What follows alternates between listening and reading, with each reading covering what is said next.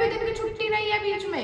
12th के जो board का पेपर होगा उसमें भी ग्रामर आएगी ही नहीं। बेटा आपके स्कूल वालों ने ये नोटिस क्यों नहीं जारी किया? गवर्नमेंट की गाइडलाइंस आई है, जिस भी स्कूल में हो मुझे जरूर बताना कि ये बात सच है या नहीं है। मेरे हिसाब से साइट पे अपलोड होना चाहिए ताकि पेरेंट्स को भी पता लगे।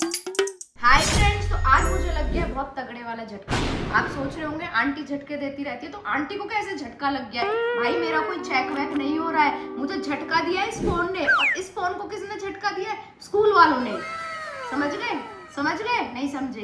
PT1 की डेट शीट आउट हो गई है भाई। अभी तो स्कूल खुले थे, अब PT1 की डेट शीट आ गई है। बच्चे स्कूल गए हुए हैं, मुझे नहीं आइडिया कि बच्चों को स्कूल में बताया गया है या नहीं बताया गया है। मेरे पास स्कूल से नोटिफिकेशन आ गया और जैसे मैंने नोटिफिकेशन ऑन किया, मतलब मेरा दिमाग हिल गया भाई साहब। PT1 का डेट शीट आउट हो गया और लंबा चौड़ा सिलेबस आया ध्वनि का। तो मैं पहले सोच रही हूँ, पहले बच्चों के आने से पहले डेट शीट प्रिंट करके रख लूँ, सिलेबस हाथ में रख लूँ ताकि उनसे बात कर लूँ। तो चलो चलते हैं, फिर देते हैं बच्चों को झटका।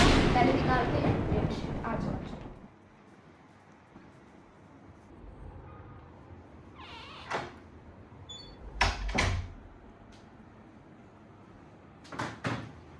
भाई साहब, इस चेयर पे वैसे जिन्नी का हक है, मेरा कम हक है, लेकिन आज मुझे बैठना पड़ रहा है क्योंकि मैं सोच रही हूँ बच्चे गर्मी में आएंगे, उससे पहले मैं उनसे कहूँ प्रिंट कर लो, उससे पहले मैं खुद ही निकाल के रख लूँ। तो पहले लैपटॉप ऑन करते हैं।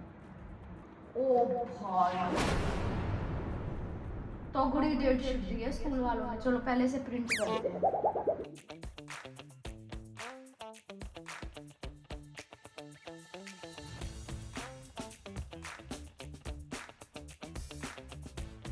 तो यहाँ मेरे हाथ में है जीनी की डेट शीट, फिर निकालती हूँ जरा मैं ध्वनि की डेट शीट जरा। तो यहाँ निकल गया ध्वनि की डेट शीट के साथ सिलेबस। और अब मैं कर देती हूँ लैपटॉप बंद। भैया जीनी का सिलेबस मुझे कहीं पे भी नहीं मिला, मैंने पूरी ऐप छान ली बट उसका सिलेबस नहीं मिला। मुझे नहीं लगता अभी स्कूल वालों ने सिलेबस भी दिया है और डेट शीट आउट कर दी है। और ध्वनि का तो सिलेबस मेरे हाथ में है, ध्वनि की डेट शीट भी हाथ में है और जीनी की डेट शीट भी हाथ में है। अब बच्चे स्कूल से आएंगे, जरा उन्हें दिया जाएगा तगड़े वाला झटका, क्योंकि अब भाई साहब बहुत मौज मस्ती हो गई है, पढ़ाई स्टार्ट करनी पड़ेगी। तो आ जाओ, जरा बच्चों से करेंगे बात, वेट करते हैं। पहले प्रिंट मेरे हाथ में है, मैं सोच रही हूँ ध्वनि का सिलेबस और डेट शीट एक साथ स्टैपल कर दूं ताकि वो मेरे हाथ में रहे, एक साथ ही रहे, मिक्स ना हो। तो अभी हमने यहाँ पे लाइट ऑन करी है। भैया पहले नाम लिख लेते हैं, ये जिन्नी का है और ये ध्वनि का है। ये है जिन्नी का, मैंने जिनवानी नहीं लिखा, मेरे को आदत है मैं उसको जिन्नी ही लिखती हूँ। ध्वनि का, ठीक है। अब ध्वनि का सिलेबस और ये हम एक साथ पिन करके रख लेते हैं ताकि बच्चों का एक टास्क भी बच जाए। थोड़ा थोड़ा मम्मी और पापा को भी हेल्प करनी चाहिए। बच्चे बेचारे स्कूल जाते हैं, ट्यूशन जाते हैं, बहुत सारी पढ़ाई करते हैं, तो हम थोड़ी बहुत छोटी छोटी चीज़ों में उनकी हेल्प कर दें तो उन्हें भी अच्छा लगेगा। तो यहाँ पे हो गया ध्वनि का सिलेबस और डेट शीट पिन, और ये है जिनी की। तो चलो अभी बच्चा पार्टी का वेट करते हैं। फाइनली बच्चा पार्टी घर आ गई है। और बच्चा पार्टी कैसा रहा स्कूल? बढ़िया। बढ़िया रहा? बढ़िया, बहुत बढ़िया। हाँ, बैग है भी है। अच्छा कैसी चल रही है तुम्हारी स्टडीज? अच्छा चल रही है, बहुत अच्छी चल रही है। बढ़िया।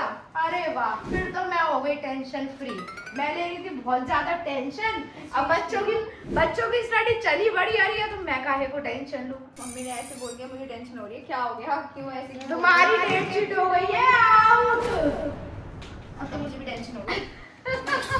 स्कूल से नोटिफिकेशन आया था तुम्हारी ऐप पे, मैंने खोला और देखा डेट शीट आउट। भैया उसका तो सिलेबस भी मिल गया, तेरा तो सिलेबस भी नहीं था। सिलेबस अपलोड ही नहीं करा है इस बार। मैम कह रही थी सिलेबस अपलोड कर देंगे, पर सिलेबस अपलोड ही नहीं किया जा रहा है। तो मैम ने हमें रिटर्न में, इंग्लिश वाली मैम ने रिटर्न में बता दिया, या हिस्ट्री वाली मैम ने ओरली बता दिया, फिजिक्स वाली मैम ने ओरली बता दिया, बायो वाली मैम ने ओरली बता दिया, बच्चों कौन सा सब्जेक्ट, मैथ्स वाली मैम ने ओरली बता दिया, तो सब बता दिया। लेकिन मेरे हिसाब से साइट पे अपलोड होना चाहिए ताकि पेरेंट्स को भी पता लगे ये सिलेबस आएगा। ठीक है, तो चलो पहले देखते हैं जिनी की डेट शीट। ठीक है, ये है जिनी की डेट शीट। तो जिनी का फर्स्ट एग्जाम है। जिनी किसका है? इंग्लिश का ही होता है वैसे हमारा हर बार। तो जिनी का फर्स्ट एग्जाम है मैथ्स का। ओ तेरी, पता है क्या होता है, जैसे पहला पेपर मुझे जो लगता है वो थोड़ा इजी सब्जेक्ट का रखना चाहिए, ताकि एक बात बता, तेरे पास इजी सब्जेक्ट कौन सा है? तेरे पास मैथ्स है, तेरे पास फिजिक्स है, तेरे पास केमिस्ट्री और तेरे पास बायो है, सारे तो टफ सब्जेक्ट है। तेरे पास कहते हैं ना इंग्लिश रख दे या फिर बायो रख दे, ताकि पता है क्या होता है, जैसे पहले पेपर के स्ट्रक्चर पता लग जाते हैं, क्योंकि जैसे पीटीज होते हैं और ईटीज होते हैं या यूटीज होते हैं, उसमें हमें वो नहीं मिलता ना सैंपल पेपर, इसलिए। कोई बात नहीं, इट्स ओके। अब तो पहला पेपर तो मैथ्स का है, तो मैथ्स में अब कितने आप चैप्टर? बदल तो सकते नहीं यस हो। तुम्हारी को पता है मेरा डायलॉग, अब आप बदल तो सकते नहीं हो। तो तुम्हें सिलेबस पता है या नहीं पता मैथ्स का? इसमें 2 चैप्टर आ रहे हैं, मैट्रिसेस और डिटर्मिनेंट्स, चैप्टर 3 और चैप्टर 4 इंटरलिंक्ड है चैप्टर। मेरे को ये समझ नहीं आता स्कूल वाले बीच बीच में से क्यों चैप्टर उठाते हैं, फर्स्ट सेकंड थर्ड फोर्थ से क्यों नहीं कराते? ये केमिस्ट्री कह रही हूँ, मैथ्स का तो फिर भी सही है। अभी जब आप केमिस्ट्री का सुनोगी ना तब कहोगी तभी रिएक्शन आएगा आपका। कल चल हम वेट करते हैं मेरा रिएक्शन लेने के लिए। तो कोई नहीं, मैथ्स के तेरे दोनों चैप्टर का आप सिलेबस बता दे कितना डन है? दोनों डन है, दोनों डन है। दोनों डन है भाई, चैंपियन है लड़की।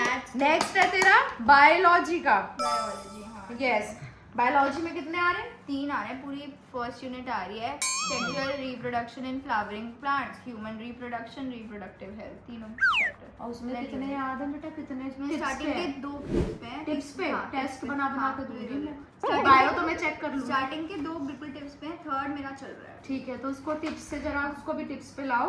Continue। ओ भैया वही देख रही थी मैं, पेपर ही कंटिन्यू है।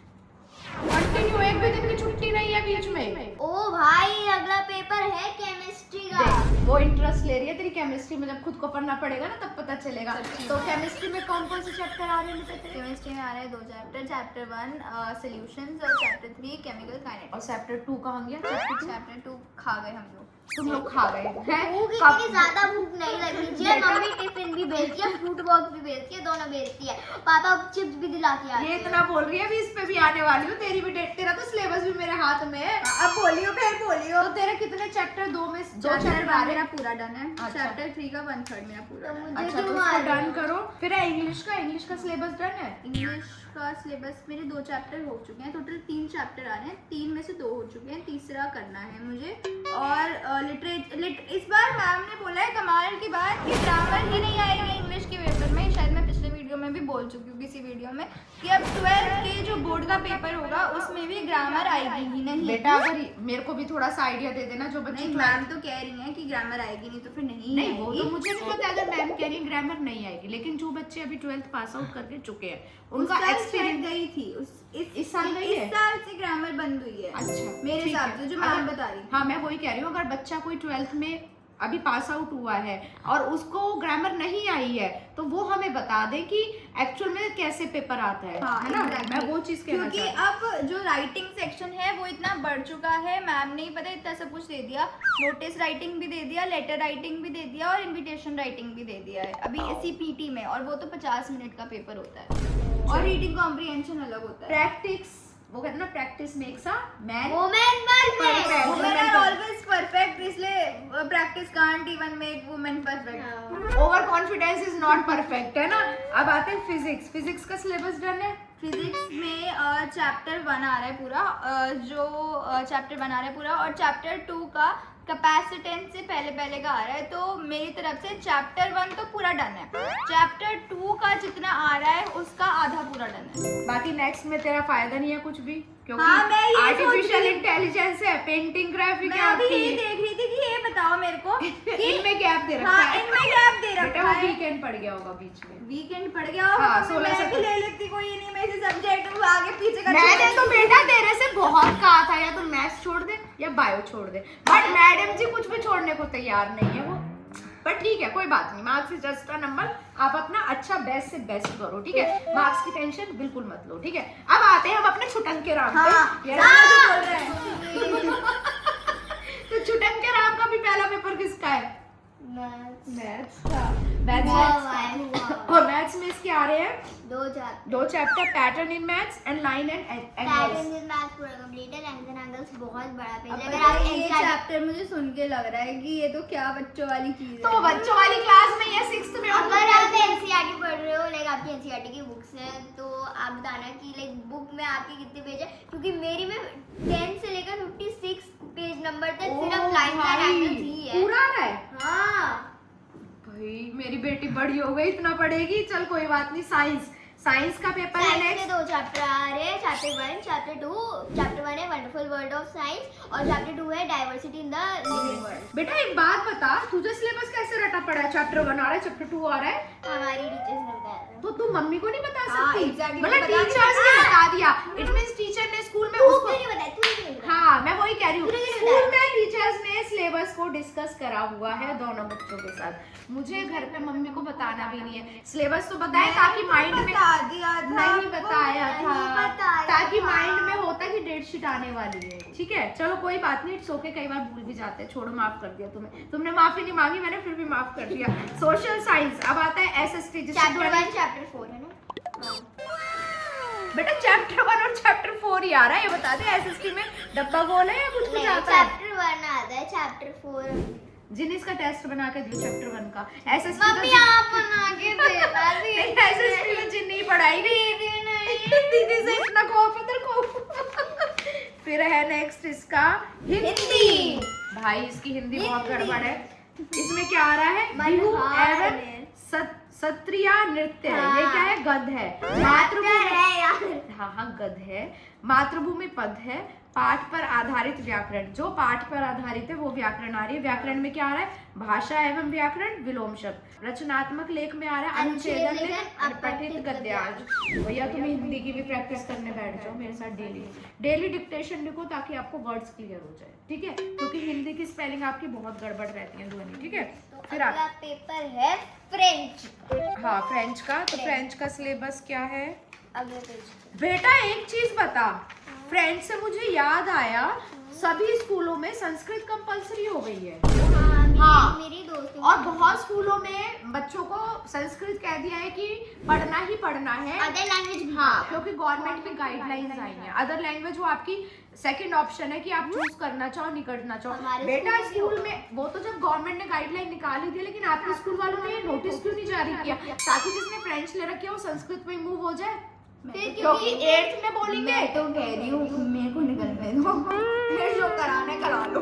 फिर 12th होने दो। पर एक्चुअली मुझे लगता है 10th और 12th में चेंज नहीं आएगा क्योंकि 10th और 12th बोर्ड वाली क्लासेस हैं। 10th 11th 12th में नहीं बेटा आएगा। तेरे पास थोड़ी ना आएगी संस्कृत, तेरे तो सब्जेक्ट ही चेंज हो गए हैं। अरे क्या पता जो की बात बोल रहे तो 10th और 12th वो अपने ऊपर ले गई भाई हद है। मतलब 12th में बच्चे संस्कृत करने ने अगर हाँ। हमारे स्कूल में सीरियसली संस्कृत करनी है तो उन्हें अभी करनी चाहिए, Yes. वरना फिर एंड टाइम पे बेटा दिक्कत आएगी। हाँ और वो मुझे बेटा आप लोग जिस भी स्कूल में हो मुझे जरूर बताना कि ये बात सच है या नहीं है। हो सकता है मेरे पास ये बात गलत इंफॉर्मेशन आई मम्मी हो। ऐसा हो नहीं सकता क्योंकि मेरी फ्रेंड है उसने दूसरा। अरे भैया तभी तो मैं पूछ रही हूँ, मैं तभी तो बच्चों से पूछ रही हूँ कि मुझे क्लियर कर देना ये वाली बात। चलो अभी हम डेट शीट से आउट हो गए थे, जरा डेट शीट पे फिर से आते हैं। तो इंग्लिश का सिलेबस अब है लास्ट है इंग्लिश। अच्छा पहले तो फ्रेंच का हमने डिस्कस ही नहीं किया था, तो जिन्हें फ्रेंच इसको तू पढ़ाएगी। ठीक है क्या है फ्रेंच का सिलेबस? अरे जर्मन, फ्रेंच का ये रहा फ्रेंच में ये जो मेरे से पढ़ाई नहीं जाएगा भैया, ये लैंग्वेज फ्रेंच में लिखा हुआ है, जिन्हें तू पढ़ लियो। इसमें कॉम्प्रिहेंशन ही लिखा हुआ है और उसके बाद इसमें लिखा हुआ है कि जैसे फ्रेजेस होते हैं उनको कंप्लीट करना और फिर उसके बाद डायलॉग का जो ऑर्डर होता है ना, जैसे डायलॉग दे देते हैं उसका ऑर्डर लिखो जो छोटे छोटे। मुझे एतरा आता है, ओवर आता है, ईआर एंडिंग हाँ, आते हैं, ये सारे और वर्ड्स हैं। और वो भी आते हैं, सब्जेक्ट प्रोनाउंस भी आज आते हैं, मैं बता- आर्टिकल्स भी आते हैं। अच्छा ठीक है चल जिन्हें तू इसका ना टेस्ट बना के दियो जरा फ्रेंच का, जरा तू इसको फ्रेंच और एसएसटी पढ़ाने बैठ रही हो जब तेरे को टाइम मिले, पहले अपना सिलेबस करियो। ठीक है फिर आते हैं हम इंग्लिश पे। इंग्लिश में इसका क्या क्या आ रहा है? चलो इंग्लिश देखते हैं। इंग्लिश में आ रहा है unseen passage, guided composition, kind of sentences, noun pronoun और द ओपन विंडो।